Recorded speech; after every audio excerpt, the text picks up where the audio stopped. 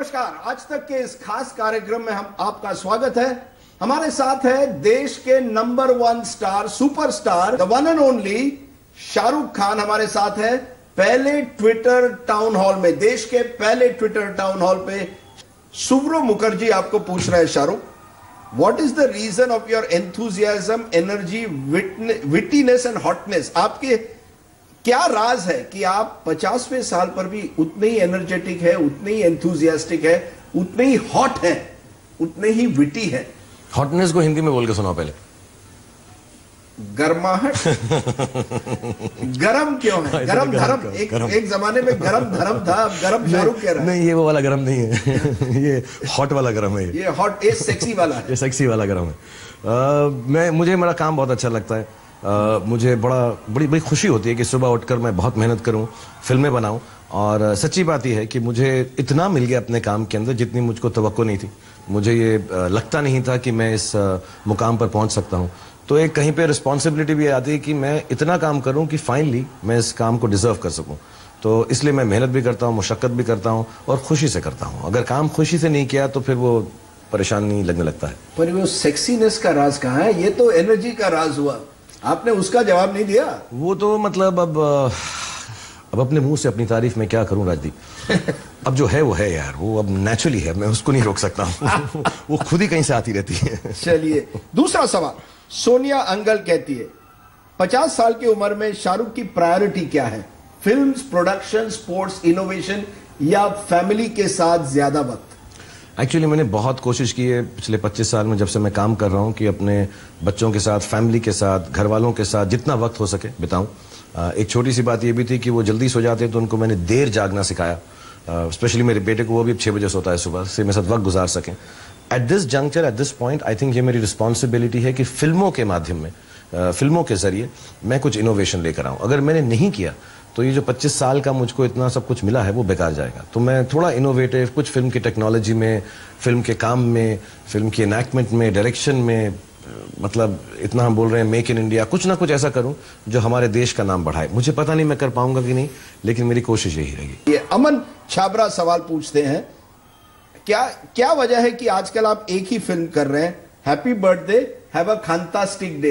उनका कहना है एक ही फिल्म क्यों कर रहे हैं साल में? 2015 में एक ही फिल्म आपकी निकल रही है, दिलवाले, दिसंबर के महीने में। हाँ, मैंने इस साल नहीं, पिछले 3-4 साल एक ही फिल्म की थी। मुझे बहुत चोटें लग गई थी, मेरा नी की सर्जरी हो गई, दोनों शोल्डर की हो गई, स्पाइन की हो गई, तो 7-8 महीने उसको ठीक करने में लग गए। और फिर हमारी कंपनी थी रेड चिलीज, उसको मैं जब शुरुआत की थी तो मुझे लगा कि मैं अवेलेबल रहूं। बहुत हमने मल्टी स्टारर्स बनाई, हैप्पी न्यू ईयर, चेन्नई, चलते चलते, ओम शांति ओम। तो मुझे लगा मैं जो है हमेशा मुहैया रहूं अपनी कंपनी के लिए। लेकिन पिछले 4 महीने पहले मैंने ये डिसाइड कर लिया कि अब जो है मैं साल में 3 फिल्में जरूर करूंगा जो मेरे मन की हों। क्योंकि मुझे देवेंद्र वर्मा साहब ने कहा था कि फिल्म क्या करो, एक तन के लिए, एक धन के लिए और एक मन के लिए। तो अब वक्त आ गया है कि मैं मन के लिए फिल्में करूं, और 3 करूंगा। 15 फिल्में मैं कोशिश करूंगा जो मेरे दिल को भाती हैं, खूबसूरत सी बनाऊं। अगले 5 साल में शाहरुख खान 15 फिल्म करेंगे? 15 फिल्म भी करता हूँ और सिगरेट छोड़ने की कोशिश भी करता हूँ। आजकल बहुत वादे कर रहे हो, ये होता है जब आप 50 साल के बन जाते हो। मयंक मंत्री सवाल पूछते हैं, going back to the time when you were not a star, did you imagine you would become India's most loved superstar? क्या कभी आपको कभी भी सोचा था कि शाहरुख खान देश के सबसे मोस्ट लव, सबसे प्यारे सुपरस्टार बनेंगे? नहीं, मैंने कभी तवक्को भी नहीं की थी। मैं बिल्कुल झूठ बोलूंगा कि मुझे ये समझ भी थी। 26 साल की उम्र में, ऑफ कोर्स 26 साल के जैसे लड़के होते हैं, दिल्ली के लौंडे होते हैं, कि यार कॉन्फिडेंस भी था, अपने टैलेंट में बहुत वो भी था, भरोसा भी था कि मैं आऊँगा और जीत लूँगा, फाड़ डालूंगा सब कुछ, मैं ऐसा सब था। लेकिन जब मिलना शुरू हुआ तो मुझको पहले 5 साल में ही ये मालूम पड़ गया कि यार ये कुछ ज़रूरत से ज़्यादा है, हैसियत से ज़्यादा है, और टैलेंट से तो बहुत ही ज़्यादा है। मैंने कभी ऐसा नहीं सोचा था। और मुझसे जब भी लोग पूछते हैं, लोग समझते हैं कि मैं ऐसा एरोगेंस से बोल रहा हूँ। लेकिन मुझसे जब पूछा जाता है कि किसकी ज़िंदगी मिलनी चाहिए, मैं चाहूँगा हर लड़के, हर लड़की, हर नौजवान को मेरी ज़िंदगी मिले, क्योंकि मुझको वो ज़िंदगी मिली है जो ख्वाबों में भी नहीं मिलती। वाकई। और आपने कभी सोचा नहीं था किसी भी वक्त? बिल्कुल भी नहीं। जब आप दिल्ली के लौंडे थे तब? नहीं, बिल्कुल मेरे दिमाग में दूर दूर तक ये बात नहीं थी। ऑफ कोर्स मैं कह रहा हूँ, जैसा जब लौंडा होता है आदमी तो समझता मैं ये भी कर लूँगा, ये भी कर लूँगा, मैं ऐसा कर लूँगा। तब उस ज़माने में सब अनिल कपूर साहब, सनी देओल जी, संजय दत्त, ये सब अब तो दोस्त हैं हमारे, तो सब चाहता है यार मैं ऐसा कर लूँगा, ऐसा फाइट कर लूँगा। लेकिन जो मुझे मिला है उसकी ना मेरी हैसियत है, और मैं बहुत बहुत बहुत खुशगवार हूँ, बहुत शुक्रिया अदा है खुदा का, लोगों का, सबका। लेकिन मैंने नहीं सोचा था, ये बड़ा गलत होगा। इन माई वाइल्डेस्ट ड्रीम्स ऑल्सो मैं ऐसा सोचा हो कि मैं ऐसा बन जाऊंगा। दूसरा सवाल है मेहरून निसा का, how is your journey working with Kajol? बहुत साल के बाद आप काजोल के साथ काम कर रहे हो। बाजीगर में करीब 20-22 साल पहले किया था, फिर दिलवाले दुल्हनिया ले जाएंगे जो अभी भी चल रही है। किस तरह से इतने सालों के बाद किसी एक्टर के साथ काम करना जिसके साथ आपकी बड़ी हिट पैर रही थी एक जमाने में? मतलब मैं कहूँ हम जुड़वा टाइप हो गए अब। एक्चुअली 22 साल से मैं उनको जानता हूँ। पहली फिल्म जब मैंने उनके साथ की थी तो 1 तारीख को की थी। नया साल में काम से शुरू करता हूँ, और हम लोग थोड़े से सब थके हुए थे, और वो इतनी बात कर रही थी सुबह, तो बड़ा परेशान हो गया। उनका शॉट करते हुए मुझे लगा यार इतनी बेचारी ऐसा लग रही थी कि बिल्कुल फोकस नहीं है, कुछ करती नहीं है।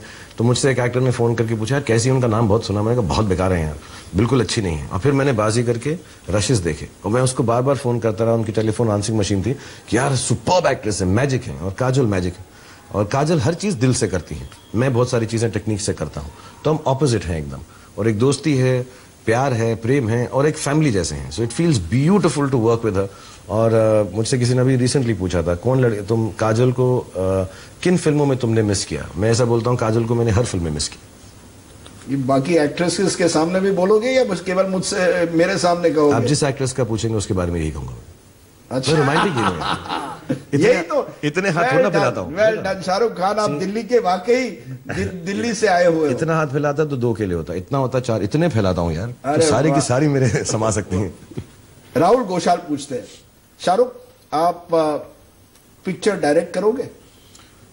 जब मैं एक्चुअली मैस कॉम कर रहा था, मैं यही चाह रहा था कि मैं एड फिल्म्स डायरेक्ट करूं। फिल्म तो बहुत बड़ी बात थी, और मेरे को ऐसा लगता है डायरेक्शन में 2 प्रॉब्लम्स हैं। एक, मेरे को कॉन्फिडेंस नहीं है उतना अभी कि मैं फिल्में बना सकूं। मुझसे जवान, मुझसे छोटे लड़के मेरे साथ काम करें, मनीष शर्मा भी फैन में कर रहे हैं, जो मेरे फैन थे। दिल्ली से फिल्में बनाने ही इसलिए आए न्यूयॉर्क से कि शाहरुख खान दिल्ली से आया। मुझे वो कॉन्फिडेंस नहीं है ओके कहने का। और दूसरा, मुझे लगता है डायरेक्शन बहुत लोनली जॉब है, बहुत अकेली नौकरी है। मेरी नौकरी वैसे ही इतनी अकेली है, मुझे उस अकेलेपन से डर लगता है। लेकिन हैविंग सेड दैट, 5 साल मैं 15 फिल्में करूंगा इंशाल्लाह। उसके बाद कोई कॉलेज में एनरोल होऊंगा, थोड़ा इंटर्नशिप करूंगा, और फिर शायद हिम्मत बढ़ा के करने की कोशिश करूंगा। करीना हर्नांडेज पूछती है, Shahrukh, Bollywood is ruled by family clans, परिवारवाद है, वंशवाद है, जैसे राजनीति में है, लेकिन आप उसके ऊपर हैं। क्या ये एक तरह से आपकी सबसे बड़ी कामयाबी है कि आप सेल्फ मेड हैं? एक तरह से मैं कहूंगा आप बॉलीवुड के महेंद्र सिंह धोनी हैं। कोई एक तरह, you came from the outside, आप बाहर से आए हैं और पूरे बॉलीवुड के बादशाह बन गए। एक्चुअली क्योंकि मैं यहाँ का नहीं हूँ, क्योंकि मैं आउटसाइडर हूँ, तो यहाँ की असलियत नहीं मालूम थी, प्रैक्टिकल बातें, असलियत ज्यादा प्रैक्टिकल बातें नहीं मालूम थी। और जब चीज कम मालूम हो तो डर कम लगता है, तो इसलिए मैंने कुछ ऐसी चीजें कर ली। मुझे याद है बाजीगर, डर, जो सब ने मुझे बोला, मेरे दोस्तों ने बोला कि यार ये फिल्म नहीं कर सकते, मेरे प्रोड्यूसर्स ने बोला यार वो मेरी पिक्चर से पहले मत रिलीज किया यार, तू नेगेटिव कैसे कर सकता है हीरो। लेकिन आई थिंक डर नहीं था तो चीजें बढ़ जाती हैं। और दूसरी बात यह है, मैं 2 चीजें थोड़ा डिसएडवांटेज रहता है जो लोग यहाँ पे अपने खानदान के बारे में एक शैडो के साथ आते हैं। एक क्योंकि उत्तराधिकारी है तो ऐसा लगता है कहीं ना कहीं पे यार अपनी फैमिली का नाम करना है। मुझे 2 बातों का बिल्कुल डर नहीं था। मुझको ये डर नहीं था कि अपने बाप का नाम खराब करूंगा, मेरा बाप तो यहाँ से था ही नहीं, या माँ का नाम खराब करूंगा। और दूसरी बात, मैंने कभी ये सोचा नहीं कि मेरे बेटे को मुझे हीरो बनाना है या बेटे को हीरोइन बनाना है। नहीं बनाना, तो नहीं बनाना। अगर दोनों चीजें ना भी हो तो मेरे लिए ठीक है। मैं ही बन गया, बहुत बड़ी बात है यार। हमारी फैमिली में मतलब मुझ पे तो मेरे बच्चे हंसते हैं कि पापा आप हीरो कैसे बन गए, तो एक ही हो गया तो बहुत है। इस सेगमेंट का आखिरी सवाल है जो पूछ रहे हैं, इज देयर ग्रोइंग इंटॉलरेंस? क्या देश में आपको लगता है कट्टरवादी जो भावना है कि लोग एक्सट्रीम बन गए, एक दूसरे की बात सुनने के लिए तैयार नहीं है? क्या आपको भी ऐसा महसूस होता है? आई थिंक देश में नहीं, पहले तो आई थिंक हर जगह पे, सोशल मीडिया, दुनिया में आई थिंक हम थोड़े इम्पेशेंट हो गए। मेरी और आपकी उम्र ऐसी है कि हमको लगता है पेशेंस, थोड़ा मेलो है जैसा आप कहते हो।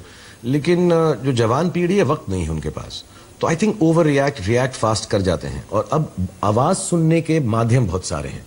पहले एक टीवी पे इंटरव्यू आपके साथ करने में हमको वहां दिल्ली आना पड़ता था, आराम से बैठते थे पूरा 6 दिन का, अब आराम से हो जाता है। आज फोन करूं, राजदीप भाई कुछ कर लें यहाँ प्लीज, मेरे लिए कर दो आपको, अच्छा बेटा तुम यहाँ आ जाओ, हो जाएगा सेट। बट आई थिंक अब माध्यम बहुत हो गए तो आवाज ज्यादा हो गई है। हैविंग सेड दैट, मुझे कहीं ना कहीं पर यह भी लगता है कि आवाज ज्यादा होने के बावजूद सिर्फ आवाज ही नहीं है, कहीं पर नेगेटिव आवाज भी ज्यादा हो गई है। थोड़ी सी इंटॉलरेंस जरूर है। और मैं सिर्फ ये रिक्वेस्ट कर सकता हूँ इस देश का वासी होने के नायक, जेन्युइनली कि यार प्लीज प्लीज प्लीज ये जो अनसेक्युलर आवाजें हैं वही हमारे देश को, हम हमेशा बोलते रहते हैं देश प्रगति पे है, आगे बढ़ गया है, नया भारत है, भारतवर्ष आगे निकल जाएगा, हम चाइना को पीछे कर देंगे, उसको पीछे कर देंगे, we are the super power, we will never be a power if we are not going to believe कि सारे रिलीजन, सारे जो तबके हैं सबके सब बराबर हैं। तो हिंदू मुस्लिम की जो एक तरह से ये जो डिवीजन होते हैं कभी कभी सोसाइटी में, आपको लगता है कि उनको कॉम्बैट कर उनको रोकना पड़ेगा, उनको फाइट करना पड़ेगा? आपके ख्याल में भारत जो है वो एक ऐसा देश है जो इस तरह की भावनाओं से दूर हटकर भारत को आगे बढ़ना पड़ेगा? अगर हमें चांद पे पहुंचना है तो हम लून नमक की बातें ना करें तो बेहतर है यार। ये लून मिर्ची ये सब बातें पुरानी हो गई हैं। और एक्सक्यूज जो मैं हमेशा सुनता हूं, आप लोग भी बोल देते हैं टीवी पे, मैं सुनता भी हूं, इतना हम नॉर्मली बोल देते हैं वो वोट बैंक है। I think bullshit to vote bank. मुझे तो लगता है ये होना ही नहीं चाहिए। Hindu vote bank, Muslim vote bank, ऐसा होना नहीं चाहिए। मैं सुनता वो वोट बैंक है, उसको तो आप लोगों को भी, और मैं sorry I am not giving any advice, लेकिन आप लोगों को भी बोलना चाहिए कि ये बिल्कुल गलत है। कैसा है वोट बैंक यार, ये नॉनसेंस है। पढ़े लिखे हो जाओ, आगे बढ़ो। और रिलीजन मतलब जेन्युइनली किसको आपके नेबर है, मैं आपके साथ बैठ के, आप हिंदू हैं, मुसलमान हैं, आप मुंबई से हैं, मैं दिल्ली से, क्या फर्क पड़ता है यार? अब मैं यहाँ रह रहा हूँ, आप दिल्ली में रह रहे हैं, कोई डिफरेंस हम लोग मनाते हैं, आप दिवाली मनाते हैं, गौरी हिंदू थी, आप मुस्लिम थे, आपने एक इंटर रिलीजियस मैरिज की। एक तरह से आप एक मिसाल हो कि क्या बन सकता है। और एक्चुअली सच्ची बात यह है कि ये मिसाल नहीं होनी चाहिए, ये नॉर्मल चीज होनी चाहिए। आपके पिताजी पाकिस्तान से आए। हाँ, मतलब ये इसमें कोई मिसाल नहीं होनी चाहिए, ये नॉर्मल होना चाहिए। हम देशवासी हैं सबके सब, सबने एक दूसरे शादी की, प्यार किया, मोहब्बत की, कोई फर्क नहीं पड़ता। हमारे घर के अंदर दिवाली का भी त्योहार जब बनता है तो हमें कोई बोला नहीं जाता कि हमारी बीवी बोले कि आज दिवाली है, हम खुद पूजा में खड़े हो जाते हैं। और जब हमारे घर में ईद होती है, जैसा मैंने पहले भी बोला आपको कि हम दिवाली पे सेवियां बनाते हैं और ईद पर पटाखे जलाते हैं, and it's normal and absolutely all right. Shahrukh Khan के साथ इस ट्विटर टाउन हॉल पे आपका फिर से स्वागत है। हमारे साथ बादशाह खुद है, आपके सवाल ले रहे हैं।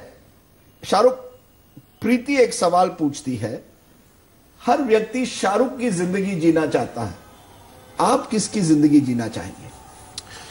मैं बहुत बार ऐसा बोला है कि मैंने एक इमेज क्रिएट कर दिया शाहरुख का, और वो बन गया है। मैंने खुद नहीं किया, वो बन गया है, और मैं एक्चुअली उसका नौकर हूं। I am just working for Shahrukh Khan. यानी शाहरुख खान के लिए आप काम कर रहे हैं? मैं काम कर रहा हूं। मैं वो शाहरुख खान जो आराम से रहता है क्योंकि उसके पास काम करने वाले बहुत मेहनती हैं। मैं सिर्फ शाहरुख खान की जिंदगी मैं एरोगेंस से नहीं बोलता, 5-10 दिन के लिए मुझे उसकी जिंदगी मिल जाए तो बहुत अच्छा लगेगा। मैं बता रहा हूँ, मेरी जिंदगी की सबसे खूबसूरत जगह मेरे घर में मेरी लाइब्रेरी है। मैं किताबें खरीदता हूँ, पढ़ नहीं पाता हूँ, और मैं कंप्लेन नहीं कर रहा हूँ। बहुत अच्छी जिंदगी है, मैं दिन भर काम करता हूँ, अच्छा लगता है, किताबें लेकर भी जाता हूँ साथ में। बट 4-5 दिन कभी साल में उसकी जिंदगी जीने को मिल जाए तो बहुत अच्छा लगेगा। तो आपने एक इंडस्ट्री बना दी है, शाहरुख खान एक इंडस्ट्री बन गई है। अंजिला क्वेश्चन पूछ रही है, share us about the way you would want to be remembered. किस तरह से आप चाहोगे कि लोग आपको याद करें, कि शाहरुख खान को किस तरह से लोग याद करें? कि मैंने कोशिश की, ये मेरा एक्चुअली, मैं अपने घर वालों को ही बोलता हूँ कि कभी भी मेरे बारे में कुछ बोलो, जब मैं ना रहूं तो कहना मेरे बाप ने या मेरे हस्बैंड ने या मेरे जो भी फैमिली का मेंबर कोई बोले कि उन्होंने कोशिश बहुत की। क्योंकि मैं फेल भी होता हूँ ज़्यादा वक्त, सक्सेस कम आता है, सक्सीड भी होता हूँ, लेकिन इट्स नेवर कि मैंने कोशिश नहीं की। मैं बहुत कोशिश करता हूँ कि सही पड़ जाए हर बार, और हर बार नहीं पड़ता है, और बड़े बड़ों का नहीं पड़ता, मैं तो बहुत छोटा हूँ। सो कोशिश करने से कभी ये कोई ना सोचे कि यार ये कम इसलिए पड़ गया, ये कमतरी इसलिए हो गया क्योंकि इसने कोशिश नहीं की। मैं कोशिश बहुत करता हूँ।